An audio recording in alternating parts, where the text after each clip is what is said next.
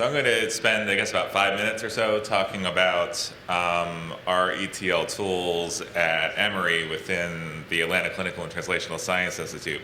And so Emory is not an Epic site, it's a Cerner site. And we don't directly need to load from Cerner in the i2b2 because we have a model where we have a locally developed data warehouse that's an Oracle warehouse. It's been around for more than a decade now, so it has a schema that follows best practices, but it's not OMOP, not PCORI. And that's kind of the central place where people access clinical data for the purposes of doing population analyses of one sort or another. And so then i2b2 is one of several data marts, almost, if you will, which live downstream of that. So my task was loading from that central warehouse into i2b2. So it's a different model. But what Sean asked me to focus on specifically for this was one of the things we've done is implemented incremental loading into i2b2, which we've had a lot of success with. And so I'm going to give sort of the 50,000-foot view of how we do that. And I'd be happy to talk about the details with anybody afterwards. So this is the 50,000-foot view of our ETL process. And so from the user perspective, on the right side of the screen, they see i2b2, the web client. On the top part of the screen, we have our sort of metadata services, which are essentially stock i2b2 metadata schema plus some additional metadata we add into it to drive our ETL process. And we've designed it in such a way to make it easy for us to be able to take a flat file with i2b2 metadata in it and be able to load it directly in and then add our additional stuff onto it, and also to be able to pull things out if we wanted to distribute it. And then the center part of the diagram is the procedural logic associated with our ETL process. And this is a tool called Eureka, and we've designed it so that we completely separate the metadata from the procedural logic so that we can use one essentially ETL process to go from many data models potentially to load data into many other data models in particular formats. So we've loaded from databases into flat files, relational databases into Neo4j, relational databases into relational databases. And so we've done a number of different projects with this as this architecture is being built over the course of the past 5 years or so. But I wanted to focus on the last one here. So about a month ago, we went live with our main sort of Emory i2b2 as a service for investigators to be able to do cohort discovery and study feasibility and so forth. And this was the first project in which we brought online our incremental data loading. And so this has, just to give you a sense of scale, it has all data from the ACT data model from January 2011 into the present. We do our incremental updating every night starting at midnight. And as of this morning, it had about 1.6 million patients in it and about 254 million facts. And on a given day, we find data updated from anywhere from about 100,000 to about 500,000 patients that we have to run through this at night, and hopefully minimizing the amount of time we're doing it to keep the system up for investigators. And so this is a basic slide of how data flows into i2b2 and how it's made available. And I apologize, this isn't a slide specific to this particular presentation, but I'll try to walk you through it. So, as I mentioned, we have off-screen is Cerner Millennium and a number of other source systems which all feed data nightly into what's the CDW in the upper right corner of the screen. And the CDW is designed with a mechanism to support downstream applications for being able to find out what's changed on a given night. So it itself is incremental uploading.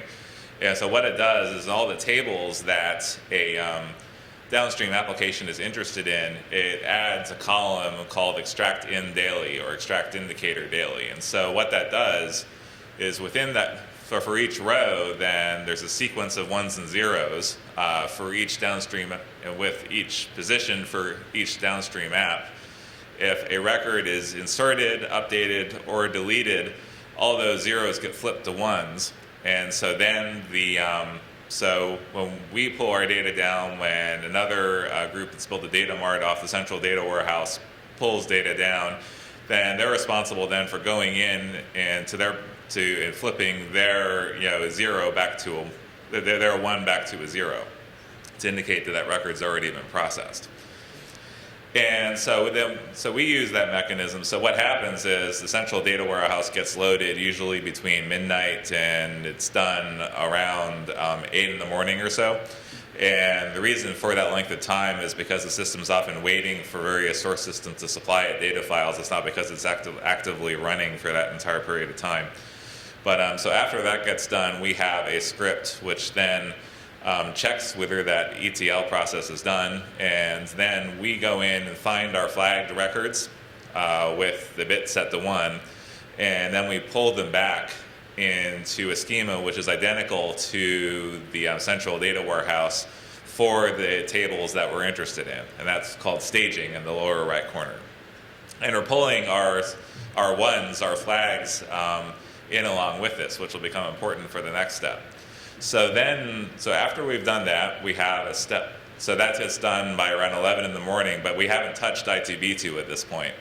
So the following at midnight, then we kick off another process, and that goes into the staging area and finds all the flagged records that have changed from the load from earlier in the morning.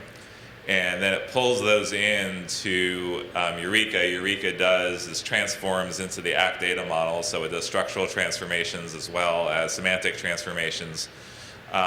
So our central data warehouse is beginning to accrue LOINC codes and so on and so forth. When we started this project, really we had ICD-9 codes, CPT codes, and the like. So we had to map everything for lab tests and for medication orders and so forth. So we have all that logic built into this process.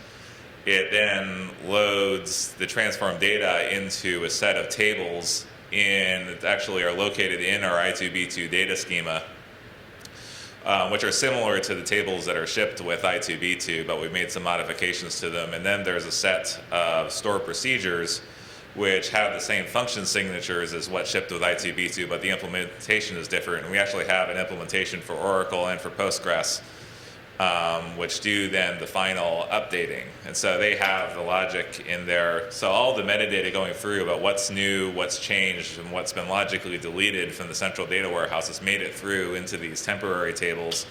And then the stored procedures act on doing the inserts, the updates, and the deletes from i2b2. And so in terms of timing, so from midnight when we start loading data into i2b2, the whole process is done by about 2:15 in the morning, but only 15 minutes of that time in the middle, from about 1:45 to 2, is actually spent touching the i2b2 database. So essentially, from the end user's perspective, if somebody were up at 1 in the morning running queries, they wouldn't notice until 1:45 hit for 15 minutes. And so that's the basic nutshell. And so about 99% of this code so the Eureka part of it's rough 99% of the ETL code, and it's on GitHub. It's open source. The other little bits of it are all local glue. So there's 2 Python scripts, some stored procedures. We're happy to share those with other interested parties. We just haven't put them on GitHub because we haven't generalized them really in any way. Yes? What do you use i2b2 for? What do we use i2b2 for? Yeah. So we've used it, so the implementation I just talked about is for a feasibility assessment. So for letting users be able to enter inclusion and exclusion criteria, be able to get counts back as an initial step towards ultimately going to an analyst and requesting a data set. So it's local research planning. So it's local research planning?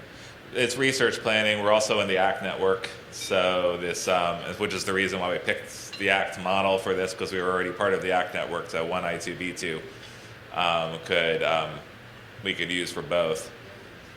So we've also used, so for example, a currently active project is, we wanted to be able to create data marts out of i2b2, so subsets of the medical record for people who who need actual data access, and i2b2 was an appropriate solution for that. So, for example, we're working with a group in our computer science department who wanted a fairly large medical record data set to be able to do predictive modeling and machine learning with.